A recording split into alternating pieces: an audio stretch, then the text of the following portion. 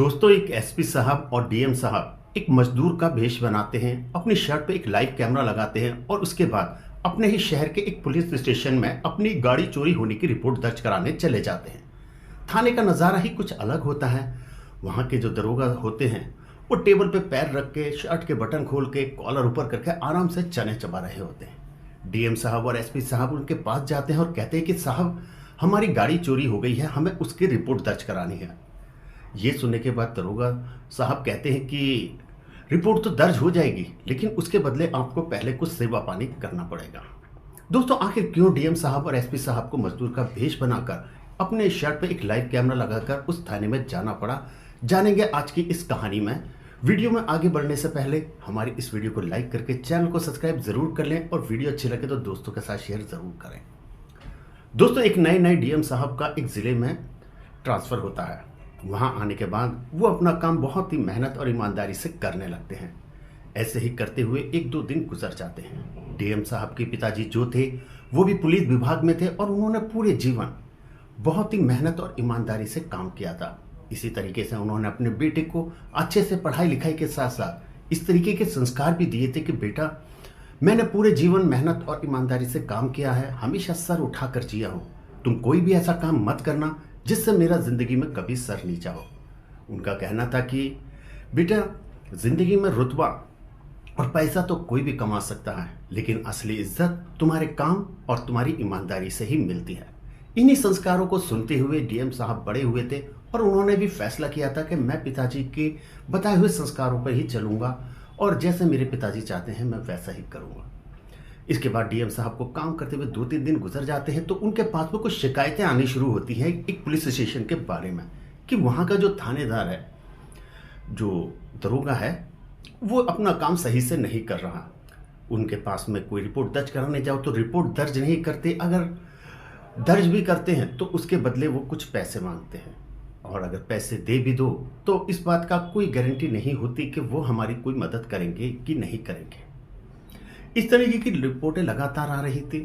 DM साहब को लगता है कि शायद कोई हमारे डिपार्टमेंट को बदनाम करने के लिए इस तरह की शिकायतें कर रहा है और वो इसे अनदेखा कर देते हैं। लेकिन जब लगातार शिकायतें आती हैं तो वो ज़िले के जो एसपी साहब होते हैं उनको मिलने के लिए बुलाते हैं। वो उनसे बात करते ही करते उनसे कहते हैं कि मेरे पास कुछ शिकायतें आ रही हैं उस थाने के बारे में। ये सुनने के बाद जो एसपी साहब होते हैं वो भी बोलते हैं कि हाँ, उस दरोगा के बारे में मेरे पास भी काफ़ी शिकायतें आई हैं, लेकिन मैंने उन शिकायतों को ये सोच के इग्नोर कर दिया कि शायद उस दरोगा को बदनाम करने की कोई साजिश हो सकती है। लेकिन अब मुझे यकीन है कि ज़रूर दाल में कुछ काला है और हमको इस जो कहानी है इसकी तहकीकात करनी चाहिए। तो वो कहते हैं कि अगर हम डायरेक्ट वहाँ जाते हैं और डायरेक्ट जाके कुछ एक्शन लेते हैं तो हमारे पहुँचते ही वो लोग अलर्ट हो जाएंगे और मुझे मालूम है कि वो कुछ इस तरह की हरकत नहीं करेंगे और आसानी से बच जाएंगे। इसलिए वो तय करते हैं कि हम भी एक आम नागरिक बन के उनके पास जाएंगे और देखेंगे कि वो आम जनता के साथ किस तरह से बर्ताव करते हैं। इसके बाद डीएम साहब और एसपी साहब दोनों ही एक मजदूर का भेष बनाते हैं। वो वैसे ही कपड़े पहनते हैं, लुंगी पहनते हैं और अपनी शर्ट पर एक लाइव कैमरा फिट करते हैं और अपनी टीम के साथ उस थाने की दिशा में चल पड़ते हैं। थाने से कुछ टाइम पहले ही, देर पहले ही वो अपनी टीम को रोकते हैं और गाड़ियों को भी वहीं रोक देते हैं। कहते हैं कि अगर तुम हमारे साथ जाओगे तो उनको शक हो जाएगा, इसलिए हम लोग खुद ही जाते हैं। इसके बाद वो एक रिक्शा पकड़ते हैं और उस थाने पहुंच जाते हैं। जैसे ही वो थाने के अंदर घुसने लगते हैं तो एक बाहर हवलदार साहब खड़े होते हैं और वो उन दोनों को रोक लेते हैं और कहते हैं कि हाँ, कहाँ अंदर चले जा रहे हो तुम लोग। तो वो बोलते हैं कि साहब, हमारा एक ऑटो रिक्शा था, वो चोरी हो गया, हमें उसकी रिपोर्ट दर्ज करानी है। तो बोलते हैं कि क्या तुम यहाँ पहली बार आए हो या तुम्हें यहाँ के नियम नहीं पता, अंदर जाने से पहले तुम्हें मुझे फीस देनी पड़ती है। तो वो बोलते हैं कि फ़ीस किस बात की, हमें रिपोर्ट दर्ज करानी है। लेकिन एसपी साहब समझ जाते हैं और कहते हैं कि साहब, वो डीएम साहब को साइड में ले जाकर बोलते हैं कि साहब, ये भी पैसे मांग रहा है। अगर ये बाहर हवलदार पैसे मांग रहा है तो सोचो अंदर कितनी बुरी हालत होगी। अभी हमें कोई एक्शन नहीं लेना और इसको कुछ पैसे दे देने हैं। इसके बाद डीएम साहब अपनी जेब से 100 रुपये निकालते हैं और हवलदार को दे देते हैं। हवलदार 100 रुपया लेता है, जेब में रखते हुए बोलता है, अबे इससे तो हमारी दाढ़ भी गीली नहीं होगी, कुछ और जेब ढीली करो। हालांकि एसपी साहब और डीएम साहब को गुस्सा बहुत आता है, लेकिन वो अपने आप में संयम बरतते हैं और एसपी साहब इसके बाद 100 रुपये अपनी जेब से और निकालते हैं और वो हवलदार को दे देते हैं। इसके बाद हवलदार उसको जेब में रखता है। फिर ये दोनों कहते हैं कि साहब इससे ज़्यादा हमारे पास पैसे नहीं हैं, हम गरीब इंसान हैं, हमें जल्दी से जल्दी हमें रिपोर्ट दर्ज करानी है, हमारा ऑटो चोरी हो गया है। इसके बाद जो हवलदार है वो कहता है कि ठीक है, आप अंदर चले जाओ, साइड में केबिन है, वहीं पर ही दरोगा साहब बैठे हुए हैं, तुम उनको रिपोर्ट दर्ज करा देना। इसके बाद वो दोनों अंदर जाते हैं। अंदर जाने के बाद केबिन के अंदर जाके देखते हैं तो वहाँ का नज़ारा तो और भी अलग होता है। वहाँ के जो दरोगा साहब थे वो आराम से टेबल पे अपने दोनों पैर रख के बैठे हुए थे, शर्ट के बटन खोल रखे थे और कॉलर को आराम से ऊपर करके हाथ में चने लेके चबा रहे थे।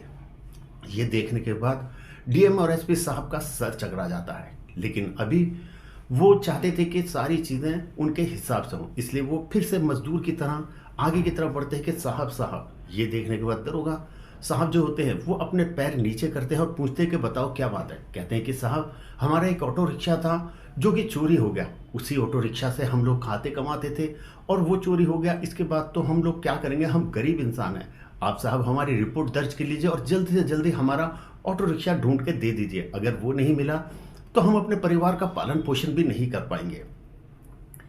ये सुनने के बाद जो दरोगा साहब थे वो गुस्से में बोलते हैं कि तुम्हें क्या पूरे दिन से कहीं मर रहे थे जो अब शाम के समय आए हो। ये सुनने के बाद अब डीएम साहब फिर से उनसे रिक्वेस्ट करते हैं, कहते हैं कि साहब हम पूरे दिन से अपने ऑटो रिक्शा को जगह जगह शहर में ढूंढ रहे थे, लेकिन पूरा दिन ढूंढने के बाद भी जब हमें हमारा ऑटो रिक्शा कहीं नहीं मिला तो हमने थक हारने के बाद हम यहाँ पर रिपोर्ट दर्ज कराने आए। आपसे मेरी रिक्वेस्ट है, दरख्वास्त है कि आप जल्द से जल्दी मेरे ऑटो की वो रिपोर्ट दर्ज कर लीजिए और उसे ढूंढ दीजिए। ये सुनने के बाद मैं फिर दरोगा साहब बोलते हैं कि रिपोर्ट तो तुम्हारी मैं दर्ज कर लूँगा, लेकिन शाम का समय हो चुका है, तो एक काम करो, कुछ थोड़ी सेवा पानी कर दो, उसके बाद तुम्हारी रिपोर्ट दर्ज कर ली जाएगी। ये सुनते ही डीएम साहब को बहुत ज़्यादा गुस्सा आता है। डीएम साहब चुपचाप एक साइड में खड़े हो जाते हैं, लेकिन एसपी साहब आगे बढ़ते हैं और कहते हैं कि साहब आप क्या कहना चाहते हैं, हम आपके कहने का अर्थ नहीं समझे। हालांकि एसपी साहब को पता चल चुका था कि वो भी उनसे पैसे मांग रहा है, लेकिन वो जानबूझ के अनजान बन जाते हैं।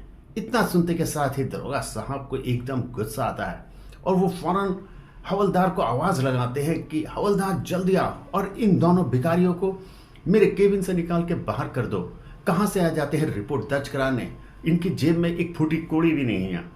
इसके बाद हवलदार जो होता है वो डीएम साहब और एसपी साहब का हाथ पकड़ता है और अपने साथ बाहर केबिन के ले जाता है और थाने के बाहर ले जाके कहता है कि अरे कैसी बात करते हो, देखो अगर तुम्हें अपना ऑटो ढूंढवाना है और रिपोर्ट दर्ज करानी है तो तुम्हें कुछ ना कुछ तो साहब की सेवा करनी ही पड़ेगी। अरे कुछ पैसे दे दो और जल्दी से अपनी रिपोर्ट दर्ज करा लो ताकि तुम्हारा ऑटो जल्द से जल्दी ढूंढ लिया जाए। ये सुनने के बाद वो लोग कहते हैं कि ठीक है, हम सेवा पानी कर देंगे। दरोगा साहब के पास फिर से वो हवलदार उन दोनों को लेके जाता है। इसके बाद एसपी साहब और जो डीएम साहब थे वो भी मजदूर की तरह ही बिहेव करते हुए कभी इस जेब से कुछ पैसे निकालते हैं, कभी दूसरी जेब से कुछ पैसे निकालते हैं। ऐसे ही खुले पैसे निकाल के वो करीब 900 रुपये के करीब टेबल पर रख देते हैं। जब दरोगा साहब उन 900 रुपये को देखते हैं तो उन्हें बहुत ज़्यादा गुस्सा आता है। वो बोलते हैं कि ये पैसे इनसे क्या होगा, तुम्हें पता है कि तुम्हारी गाड़ी ढूंढने के लिए हमें कितनी मेहनत करनी पड़ेगी, हमें कहाँ कहाँ जाना पड़ेगा, गाड़ी का पेट्रोल फूकना पड़ेगा, कितना समय लगता है, उसके बाद तुम्हारी गाड़ी ढूंढी जाती है, इससे गाड़ी नहीं ढूंढ पाऊंगा। अब डीएम साहब को थोड़ा गुस्सा आता है और वो बोलते हैं कि साहब मुझे तो अभी यही समझ नहीं आया कि आप हमसे पैसे किस बात के मांग रहे हैं। आपको सरकार पैसा देती है, इसी चीज़ की तनख्वाह देती है कि ताकि आप हम जैसे परेशान और गरीबों की मदद कर सको, लेकिन आप पैसा लेने के बाद भी हमारी रिपोर्ट दर्ज नहीं कर रहे। ये सुनते के साथ ही जो दरोगा साहब हैं उनको और गुस्सा आ जाता है और साथ में बोलता है कि अच्छा अब तुम लोग हम लोगों को हमें सिखाओगे कि कानून कैसे पालन किया जाता है, कानून का पाठ हमें पढ़ाओगे। अब मैं बताता हूँ कि कानून क्या है और क्या कर सकता है। और इसके बाद वो जो दरोगा साहब हैं अपना डंडा उठाते हैं और डीएम साहब की तरफ आगे बढ़ जाते हैं। वो कुछ ही कदम बढ़े ही थे कि तभी उनको कुछ गाड़ियों के सायरन की आवाज़ें होती हैं। जैसे कि थाने के बाहर कुछ सायरन्स के साथ में गाड़ियां आ जाती हैं, उसमें से टीम निकलती है और थाने को घेरती है और टीम के कुछ मेंबर सीधे उस केबिन के अंदर आ जाते हैं और कहते हैं कि खबरदार जो एक कदम भी आगे बढ़ाया। आगे बढ़ने से पहले तुम ये जान लो कि ये लोग कौन है जिनको तुम बदतमीजी करने के लिए आगे बढ़ रहे हो। ये हैं हमारे डीएम साहब और ये हैं एसपी साहब। बस इतना सुनना था कि वहाँ पे जो थाने में पुलिस वाले थे सभी के सभी घुटनों के बल आ जाते हैं और हाथ जोड़ के रिक्वेस्ट करने लगते हैं कि साहब हमसे गलती हो गई, हमें माफ़ कर दीजिए, हमें पता नहीं था। और वो उनसे बहुत ज़्यादा विनती करते हैं। अब डीएम साहब उनको सब पुलिस वालों को एक लाइन में खड़ा कर देते हैं और कहते हैं कि क्या यही तुम्हारा कर्तव्य था, यही फर्ज था, इसी चीज़ के लिए सरकार ने तुम्हें रखा हुआ था। तुम हर चीज़ के लिए पैसा मांग रहे हो, अंदर घुसने से पहले पैसा, और पैसा लेने के बाद भी तुम लोगों का काम नहीं कर रहे। तुम लोगों के खिलाफ हमारे पास पूरे सबूत हैं। और इसके बाद वो लोग बताते हैं कि उन्होंने लाइव कैमरा चलाया था जिसके अंदर उनकी सारी करतूतों की रिकॉर्डिंग हो गई थी, इसलिए उनके बचने के भी कोई चांस नहीं होते। फिर एसपी साहब और डीएम साहब एक रिपोर्ट तैयार करते हैं उन सबूतों के आधार पर और पूरे के थाने को ही सस्पेंड कर दिया जाता है। और इसके बाद एक नई टीम को उस थाने में भेज दिया जाता है, पोस्टिंग कर दी जाती है और उसके बाद उनको निकाल दिया जाता है। इसके बाद डीएम साहब बहुत गुस्से में होते हैं और वो कहते हैं कि ये जो एग्जाम्पल है ये मेरे ज़िले के हर थाने में पहुंचा दो, अगर कहीं भी मुझे इस तरीके की कोई हरकत मिली तो मैं उनके साथ भी ऐसा ही करूंगा। दोस्तों, आप क्या कहना चाहेंगे डीएम साहब और एसपी साहब के बारे में? आपकी जो भी राय हो हमें कमेंट्स बॉक्स में ज़रूर बताएं और वीडियो अच्छी लगे तो अपने दोस्तों के साथ शेयर करना बिल्कुल ना भूलें।